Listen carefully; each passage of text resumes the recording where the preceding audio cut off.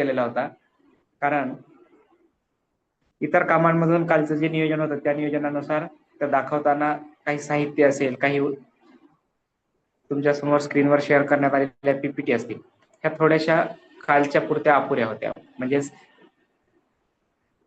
आकृतीच्या माध्यमातून समजून सांगत असताना त्यावर मर्यादा येत होत्या. म्हणजे कुठेतरी तुम्हाला समजत असताना किंवा इतर बाबींमध्ये कुठेतरी गोंधळ जाणवत होता, ज्यामुळं संकल्पना क्लिअर करताना थोडंसं अवघड गेलंय. म्हणजे सूर्यग्रहण काय, चंद्रग्रहण काय हे समजून घेताना थोडं कुठं कुठे एखाद्या ठिकाणी आपल्याला कठीण वाटू लागलं की पृथ्वी कुठं असते, सूर्य कुठं असते, चंद्र कुठे येतो, मग कोणत्या वेळेस कोणती स्थिती चंद्राची ग्रहणाची असेल की सूर्यग्रहणाची असेल, ह्या सर्व बाबी आपण पाहिल्या होत्या. पण आज त्याला आपण प्रत्यक्ष एकदा ओझरत घेऊया. इथं स्क्रीनवरती तुमच्या एक आकृती दिलेली आहे आणि या आकृतीवरून तुम्हाला लक्षात येईल. आता पहा, इथं पृथ्वी चंद्र जी काही रचना आहे ही रचना दिलेली आहे आणि चंद्राचा पृथ्वी प्रदक्षिणेचा मार्ग, चंद्राची भ्रमण कक्षा दाखवलेली आहे. अपभूस्थिती आणि उपभूस्थिती काय असते हे सुद्धा दाखवलेलं आहे. आपण अपभूस्थिती आणि उपभूस्थिती शिकलेले आहोत. अपभूस्थिती उपभूस्थिती म्हणजे काय, तर जवळ असण्याची स्थिती आणि दूर असण्याची स्थिती. मग ही जवळ असण्याची स्थिती कोणाची, तर चंद्र पृथ्वीपासून किती जवळ आहे किंवा चंद्र पृथ्वीपासून किती दूर अंतरावर आहे, ही जी स्थिती आहे या स्थितीला म्हणतो आपण अपभू किंवा उपभू स्थिती. मग ही स्थिती अभ्यासत असताना आपल्या समोर दिलेली काही माहिती आहे, आकृती जी आहे या आकृतीवरून लक्षात येईल की पहा, प्रदक्षिणा मार्ग दिलेला आहे, दोन्ही बाजूला चंद्र दाखवलाय आणि एका बाजूला अपभू तर दुसऱ्या बाजूला डाव्या हाताकडे उपभू स्थितीचा एक बाण दाखवलेला आहे, रेषा दाखवलेली आहे, दोन्हीकडून त्याला बाण असलेली.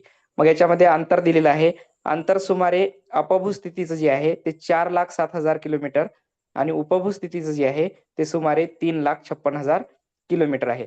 म्हणजेच हे अपभू आणि उपभू स्थिती जी आहे ही स्थिती प्रत्येक वेळी म्हणजे जुलै आणि जानेवारीच्या आठवड्यामध्ये आपल्याला पाहायला मिळते. आता प्रत्येक आपण पाहिलं होतं की अमावस्येलाच जी काय असते सूर्यग्रहण होते आणि पौर्णिमेला चंद्रग्रहण होते. मग हे प्रत्येक पौर्णिमेला चंद्रग्रहण का होत नाही हे सुद्धा काल पाहिलं होतं. मग प्रत्येक ज्यावेळेस चंद्र पृथ्वी सूर्य एका रेषेमध्ये आले आणि ग्रहणाचा प्रकार घडला, तर हे मग का होत नाही, तर पृथ्वी आणि ही जी काही चंद्राची रचना आहे यांच्या परिभ्रमण कक्षेच्या याच्यामध्ये 5 अंशाचा फरक आहे. किती अंशाचा फरक आहे, परिभ्रमण मार्गामध्ये जो काही त्यांचा समजा एकत्र येण्याचा, एका रेषेमध्ये येण्याचा जो काही क्रम आहे यामध्ये 5 अंशांचा फरक पडत असतो. हा 5 अंशाचा फरक ज्या ज्या ठिकाणी पडलेला असेल त्या ठिकाणी म्हणजे या परिभ्रमण मार्गाच्या या 5 अंशामुळे काय होते, प्रत्येकच पौर्णिमेला चंद्रग्रहण होत नाही. प्रत्येक पौर्णिमेला चंद्रग्रहण होत नाही. मग हे जे काही पौर्णिमेचं चंद्रग्रहण असेल हे फक्त आणि फक्त या 5 अंशाच्या याच्यामुळे फरक पडते आणि वर्षातून 2 ते 3 वेळेसच फक्त चंद्रग्रहण आपल्याला आढळून येते. मग ही चंद्रग्रहणाची जी काही रचना असेल ही रचना सुद्धा त्याच अनुषंगाने असणार आहे. सूर्यग्रहणाची सुद्धा आपण पाहिली होती. सूर्यग्रहणाचं एक पाहूया, ज्यामध्ये दिलेली काही सूर्यग्रहणाचे प्रकार आहेत. हे सूर्यग्रहणाचे प्रकार सुद्धा सांगितले होते, त्या प्रकारानुसार त्यांचा अभ्यास सुद्धा आपल्याला झालेला आहे. आता या सूर्यग्रहणाची रचना पाहूया. ही दिलेली रचना पहा, इथं खग्रास सूर्यग्रहण दाखवलंय, एका बाजूला उजव्या हाताकडे सूर्य, त्याच्यामध्ये चंद्र आणि पृथ्वी. आता इथं लक्षात घ्या, दिलेल्या आकृतीमध्ये थोडस झूम करून घ्या आकृती आणि इथं बघा पृथ्वी चंद्राच्या जवळचा जो काही निळसर प्रकाश आहे, जो काही दिलेला निळसर प्रकाश आहे हा इथला पहा, हा प्रकाश डार्क आहे, एकदम म्हणजे गडद आहे आणि हे इतर ठिकाणी दिलेला हा जो आहे हा फिकट आहे. मग ही गडद छाया जी असते, ही गडद छाया याला म्हणायचं प्रछाया आणि ही जी फिकट उजेडाची सारखी दिसते निळसर याला म्हणायचं उपछाया. मग ह्या चंद्राच्या ज्या काही सावली असतील ह्या सावली कशामुळे पडायल्यात, तर दिलेल्या सूर्याच्या रचनेमुळे, सूर्यग्रहणाच्या रचनेमुळे ह्या सर्व प्रकारच्या सावलीचे प्रकार आपल्याला या ठिकाणी दिसत होता. ही स्क्रीन पहा, इथं सूर्यापासून येणारा प्रकाश तिरपा जात आहे पहा आणि चंद्राने हा प्रकाश अडवल्यामुळं पृथ्वीच्या या भागावरती आपल्याला काहीतरी अंधार पडल्यासारखं भासतंय, म्हणजे याची सावली पडली आणि यामुळं सूर्यग्रहण आपल्याला जाणवते. मग हे खग्रास सूर्यग्रहण आणि खंडग्रास सूर्यग्रहण, त्यानंतर कंकणाकृती सूर्यग्रहण असे आपण प्रकार पाहिले होते. हे पहा खंडग्रास सूर्यग्रहण. खंडग्रास म्हणजे काय, चंद्रासारखा आकार झालाय पहा प्रकाशाचा, इथं थोडासाच भाग झाकलेला गेलेला आहे, पूर्ण चंद्र म्हणजे पूर्ण सूर्य झाकलेला आहे का इथं? नाही. तर थोडासा त्या सूर्याचा जो भाग झाकलेला आहे इथं पहा, पहिली आकृती, यामध्ये थोडासा भाग झाकलेला आहे, जो काळा भाग झालेला आहे तो झाकलेला आहे सावलीमुळे, आणि चंद्रासारखा हा जो उजेडाचा आकार दिसतोय इथं सूर्यग्रहण झालेला आहे, आणि हे आहे खंडग्रास. आता त्यानंतर इथं पहा दुसऱ्या आकृतीमध्ये खग्रास, पूर्णच्या पूर्ण सूर्य झाकलेला आहे. म्हणजेच आपल्याला दिलेली जी रचना असेल त्या रचनेवर सूर्यप्रकाशामुळे चंद्राचं जे काही मधलं येणारं स्थान आहे, चंद्राची जी रचना आहे पृथ्वी चंद्र सूर्य, ही रचना आपल्याला या सूर्यग्रहणादरम्यान पाहायला मिळते. मग खग्रास सूर्यग्रहण असेल, खंडग्रास सूर्यग्रहण असेल, खग्रास चंद्रग्रहण असेल किंवा खंडग्रास चंद्रग्रहण असेल, ह्या सर्व रचना आपण काल पाहिलेल्या होत्या. आता यातील एक तिसरा प्रकार जो आपण पाहिला होता कंकण आकृतीचा, तोही समजून घेऊया. म्हणजे चंद्रग्रहणाच्या संबंधाने ज्या काही आपल्या शंका कुशंका असतील त्या या ठिकाणी पूर्ण झालेल्या असतील. आता पहा, कंकणाकृती सूर्यग्रहणाची एक आकृती या पुढे आहे,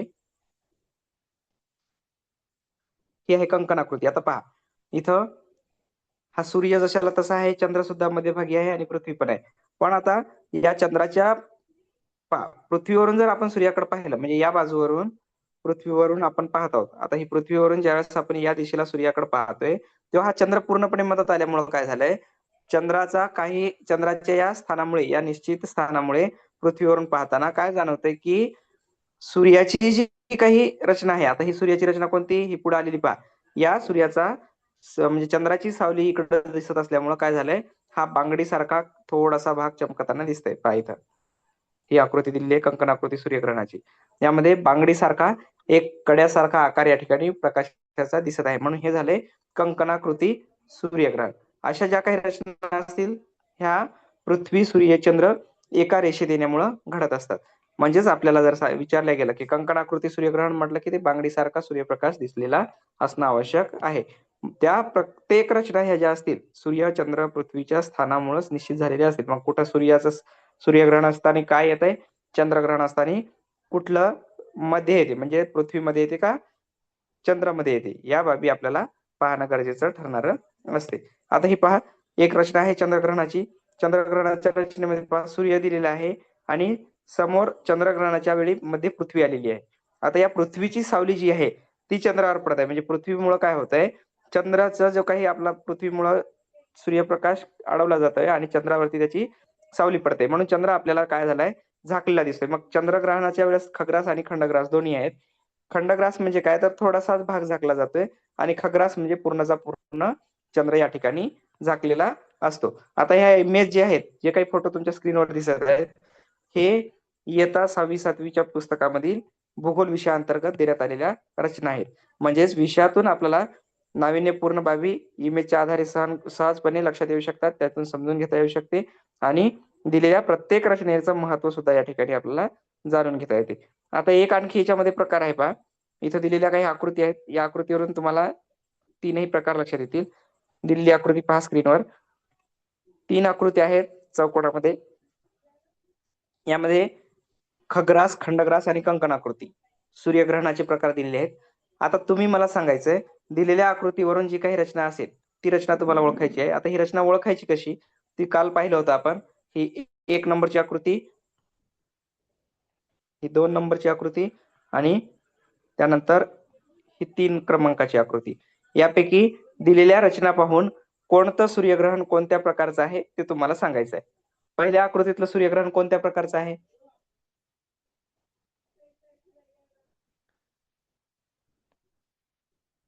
पहिल्या आकृतीमध्ये दिलेलं सूर्यग्रहणाचा जो काही प्रकार आहे तो कोणता आहे,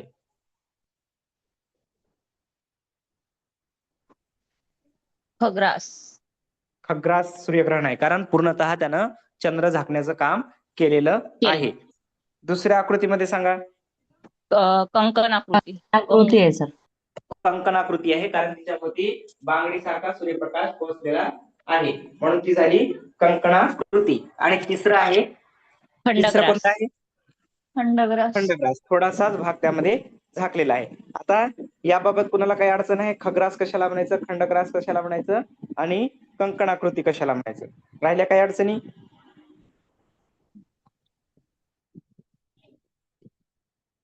सर्वांचं बऱ्यापैकी क्लिअर झालं असं मला तरी वाटतंय. थोडं उशिरा जॉईन झाले सर, थोडं पहिल्यापासून. तीन आकृत्या आहेत. तीन आकृत्यातून फक्त तुम्हाला खग्रास सूर्यग्रहण म्हणजे काय, खंडग्रास सूर्यग्रहण म्हणजे काय आणि कंकणाकृती सूर्यग्रहण म्हणजे काय, ह्या तीन आकृत्या तुम्हाला ओळखायच्या आहेत. म्हणजे दिलेली जी काय आकृती आहे, पुन्हा आकृती शेअर करतो पहा. ह्या हा ना. तीन बाजू आहेत. तीन बाजू म्हणजे काय, एका पहिल्या आकृतीमध्ये पूर्णतः काळं वर्तुळ दिसत आहे, दुसऱ्यामध्ये काळं आणि त्याच्या बाजूने पिवळं वर्तुळ दिसत आहे, आणि तिसऱ्या आकृती जी काही आहे उजव्या हाताकडे आपल्या येणारी, त्या आकृतीमध्ये पिवळं आणि काळं असे दोन्ही प्रकार आहेत, पण पिवळा भाग जास्त दिसतोय आणि काळा भाग थोडासा कमी दिसतोय. मग ज्या वेळेस पूर्णतः चंद्र म्हणजे सूर्य झाकलेला असतो, जसं सूर्य पूर्णतः झाकला जातोय, जर कोणती आकृती असेल मग ती पहिली आकृती. हे बघा, सूर्य या ठिकाणी पूर्ण झाकले गेलेला आहे, म्हणजेच काय झालंय इथं, खग्रास. खग्रास सूर्यग्रहण झालंय. म्हणजे पूर्णच्या पूर्णच वस्तू जेव्हा झाकली जाते तेव्हा कोणतं सूर्यग्रहण होते, हे खग्रास. खग्रास. आता पूर्णच्या पूर्ण चंद्र झाकला असेल तर मग ते कोणतं ग्रहण असेल, इथं सूर्य चंद्रग्रहण का? झाकलाय तिथं चंद्र झाकलाय, मग तिथं कोणतं असेल, चंद्रग्रहण. खग्रास चंद्रग्रहण. चंद्रग्रहण. आता इथं पहा, 3 नंबरची आकृती, यामध्ये सूर्याचा थोडासा जो काळा दिसणारा भाग आहे तेवढाच भाग झाकलेला आहे. मग त्या पूर्ण भागाचा काय झालाय, एक खंड निवडलाय, एक भाग निवडलाय, किंवा एक थोडासा भाग त्या ठिकाणी झाकला गेलेला आहे. मग इथं कोणतं सूर्यग्रहण झालंय, कंकणाकृती का? नाही नाही, व्यवस्थित पहा. कंकणाकृती म्हणलं की त्याच्यामध्ये बांगडीचा आकार असला पाहिजे. बांगडीचा खंडग्रास आकार सर, असला खंडग्रास पाहिजे. आहे. हा, थोडासा खंड त्यानं झाकलाय, थोडासाच भाग त्यातला झाकला गेलाय, म्हणून इथं खंडग्रास. आता हा सूर्य आहे, या सूर्याच्या जागी जर चंद्र असेल आणि त्याचीच रचना अशी असेल तर मग ते कोणतं सूर्यग्रहण चंद्रग्रहण असेल, त्यावेळेस खंडग्रास. खंडग्रास चंद्रग्रहण. फक्त कंकणाकृती सूर्यग्रहण आहे, कंकणाकृती चंद्रग्रहण असेल का? नाही. चंद्रग्रहणाचे फक्त 2 प्रकार आहेत, खग्रास आणि खंडग्रास. पण सूर्यग्रहणाचे 3 प्रकार पडतात, खग्रास, खंडग्रास आणि कंकणाकृती. सर्वात कमी कालावधीसाठी कोणतं सूर्यग्रहण राहते,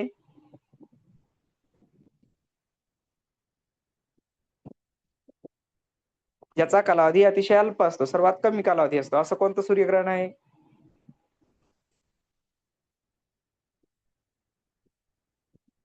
बरंच ग्रहण आहे का सर? कंकणाकृती. कारण याचा कालावधी 10 ते 20 सेकंदापर्यंतच असतो, याच्यापेक्षा जास्त कालावधी असत नाही. 10 ते 20 सेकंद एवढाच याचा कालावधी असतो, म्हणून हा सूर्यग्रहणाचा प्रकार अल्प कालावधीचा आहे. म्हणजे 10-20 सेकंदामध्ये सूर्यग्रहण या ठिकाणी कंकणाकृती पूर्ण होऊन जाते, जास्त कालावधी यामध्ये मिळत नाही. खग्रास मध्ये जसं तुम्ही पाहिलं 107 मिनिटं असेल, कुठं 100 म्हणजे काही जे सूर्यग्रहण आणि चंद्रग्रहणाचा कालावधी वेगवेगळा दिलेला असतो, त्यानुसार ही रचना आपल्याला समजून घेणे आवश्यक ठरते. आता 3ही प्रकार कळले सूर्यग्रहणाचे, खग्रास, खंडग्रास आणि कंकणाकृती. 3ही प्रकार तुमच्या पुढे स्क्रीनवर आहेत. खग्रास म्हणलं की पूर्णच्या पूर्ण, खंडग्रास म्हणलं की थोडासा भाग, आणि कंकणाकृती म्हणलं की त्यातून बांगडी सारखा किंवा एखाद्या कड्यासारखा आकार निर्माण झालेला असणं आवश्यक आहे. सर सर याच्या अगोदरचे फोटो दाखवा की. बरोबर, एक लगेच दाखवतो, याच्या आधीचे फोटो जे आहेत ते पण दाखवतो.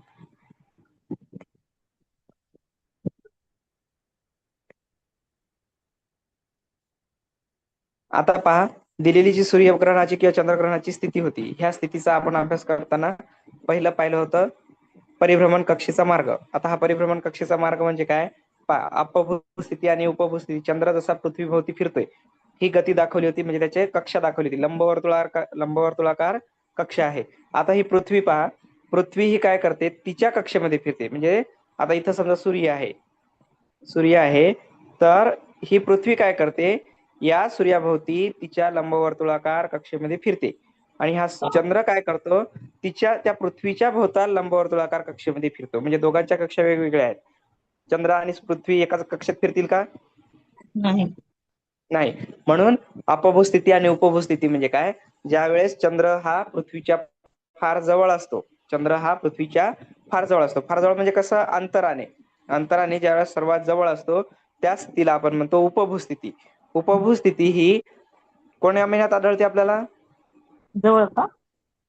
हा, जवळ असण्याची कोण्या महिन्यात आढळते, तर जानेवारी जानेवारी. महिन्यामध्ये. आणि दूर असण्याचा कालावधी जो आहे तो अपभूस्थितीचा असतो, आणि हा जुलैच्या पहिल्या किंवा दुसऱ्या आठवड्यामध्ये आढळतो. मग उपभूस्थितीची जी काही अंतर आहे ते अंतर आहे सुमारे 3,56,000 किलोमीटर, आणि जी काही अपभूस्थिती आहे दूर असण्याची ती आहे 4,07,000 किलोमीटर दूर.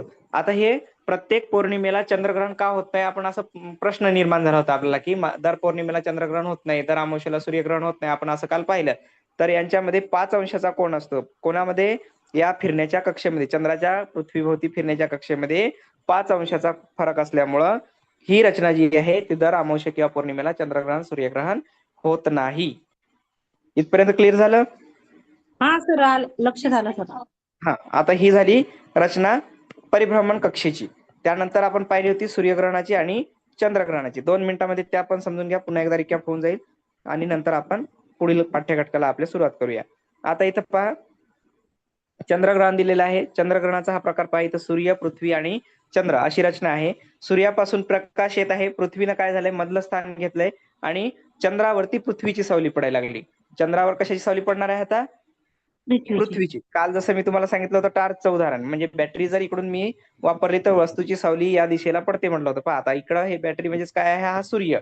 मग या सूर्याची सावली इकडं उजेड पडल्यानंतर कोणाची सावली? पृथ्वीची चंद्रावर पडायली. पृथ्वीचा जो काही सावलीचा भाग आहे तो कोणावर पडत आहे आता? चंद्रावर. त्यामुळे चंद्रग्रहण झालं या ठिकाणी. आणि चंद्रग्रहण थोडंसं चंद्राचा जर भाग झाकला असेल तर ते कोणतं असेल? थोडासा खंडग्रास. आणि चंद्र पूर्ण झाकला, पूर्णच्या पूर्ण झाकला तर ते कोणता असेल? खग्रास. इथपर्यंत क्लिअर? आता सूर्यग्रहणाचं हे झालं चंद्रग्रहणाचं. आता सूर्यग्रहणाची एक इमेज आहे ती पाहून घ्या.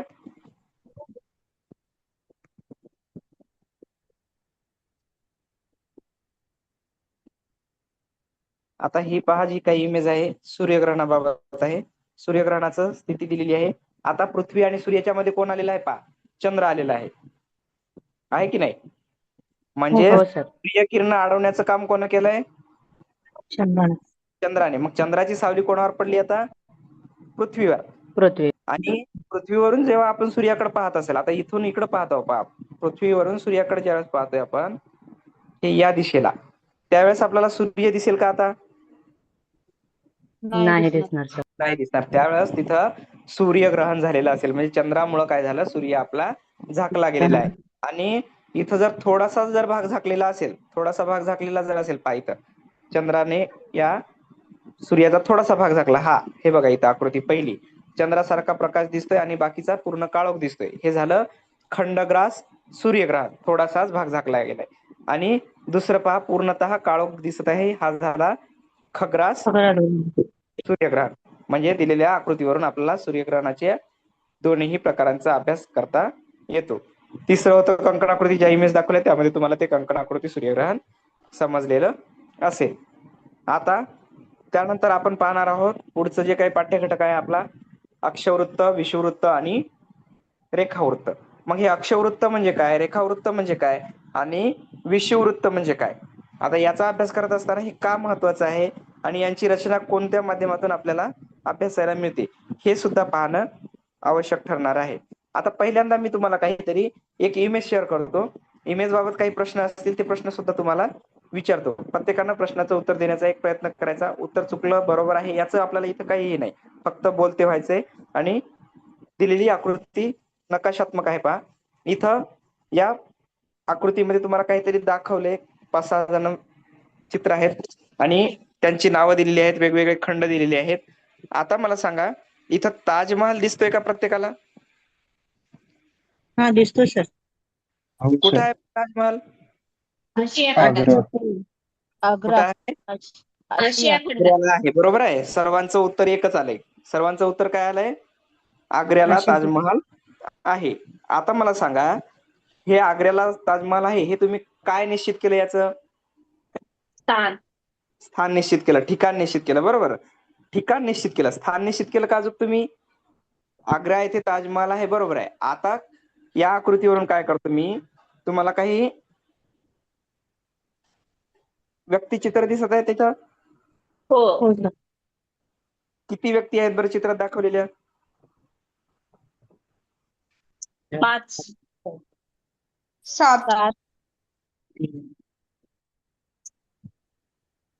5 7 6 8 किती आहेत? 7 आहेत सर. 7 आहेत. आता मी काय करतोय, मी ज्याचं नाव घेतोय मी ज्याचं नाव घेतोय त्याच्या बाजूने तुम्ही उत्तर द्यायची हा. आता मी एनरिकेला विचारतोय, एनरिकेला मी विचारतोय की ताजमहाल कुठं आहे?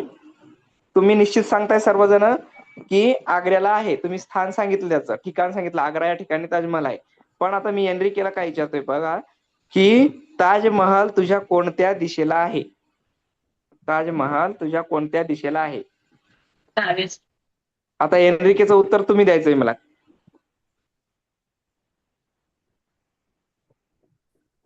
डाव्या साईडला.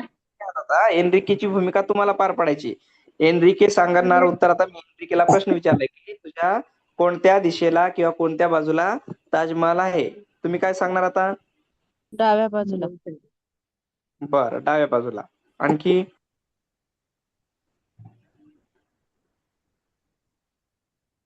लेफ्ट साइडलाच, डाव्या बाजूला. मिचिकोला मी विचारतोय आता, मिचिकोला विचारलं की ताजमहाल तुझ्या कोणत्या दिशेला आहे? मिचिको काय उत्तर देणार आता?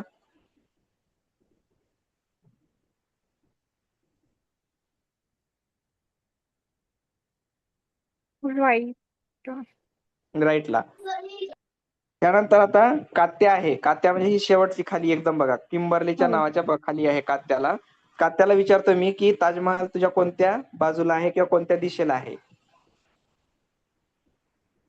तिच्या डोक्यावरच म्हणतो. उत्तरेला आहे. उत्तर दिशेला. तर ती उत्तरेला आहे, डोक्यावर आहे. बरं, ग्रॅहमच्या कोणत्या बाजूला असेल बरं आता हा ग्रॅहम? लेफ्ट साइडला.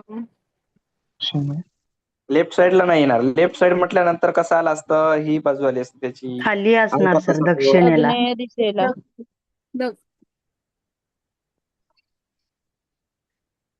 त्याच्यानंतर मीनाक्षीच्या कोणत्या बाजूला आहे?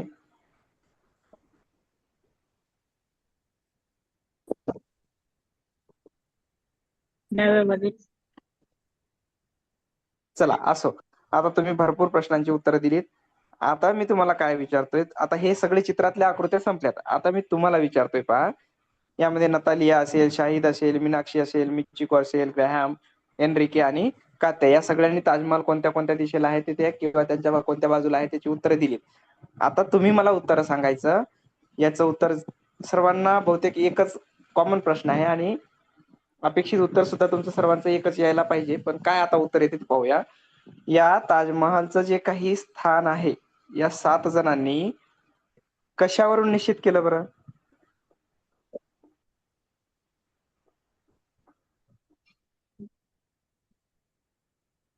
या 7ही जणांनी, आता तुम्ही म्हणले की वर आहे, खाली आहे, इकडं आहे, तिकडं आहे, पलीकडे आहे, अलीकडे आहे, असं काही भरपूर उत्तर दिले. पण आता हे स्थान निश्चित करताना यांनी कशाचा वापर केला असेल? ताजमहालच्या जे काही स्थानाबाबत त्यांना विचारणा करण्यात आली. त्यांनी काय अभ्यास केला असेल किंवा त्यांनी काय मनाशी ठरवलं असेल? दिशेबद्दल सर.